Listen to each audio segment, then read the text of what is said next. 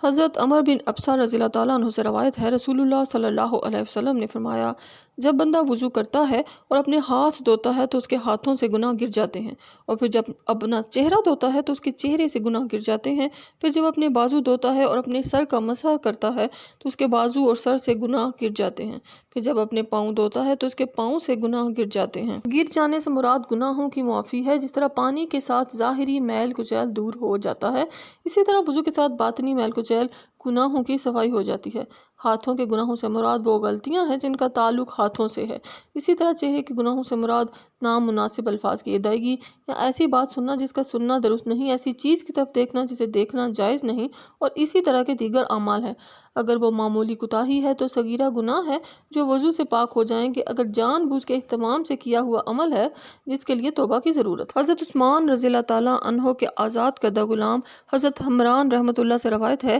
انہوں نے فرمایا، میں نے حضرت عثمان بن عفان رضی اللہ تعالیٰ عنہ کو مقام مقاعد پر بیٹھے دیکھا، وہاں انہوں نے پانی منگوا کر وضو کیا، پھر فرمایا، میں نے رسول اللہ صلی اللہ علیہ وسلم کو اسی مقام پر بیٹھے دیکھا تھا، آپ صلی اللہ علیہ وسلم نے بھی اسی طرح وضو کیا تھا جس طرح میں نے یہ وضو کیا ہے۔ پھر آپ صلی اللہ علیہ وسلم نے فرمایا، جو شخص میرے اس وضو جیسا وضو کرے گا اس کے تمام گناہ بخش دیے جائیں گے۔ اور اس کے بعد رسول اللہ صلی اللہ علیہ وسلم نے یہ بھی فرمایا، اور مغرور نہ ہو جانا یا تم دھوکہ نہ کھانا۔ صحابہ کرام رضی اللہ تعالیٰ عنہم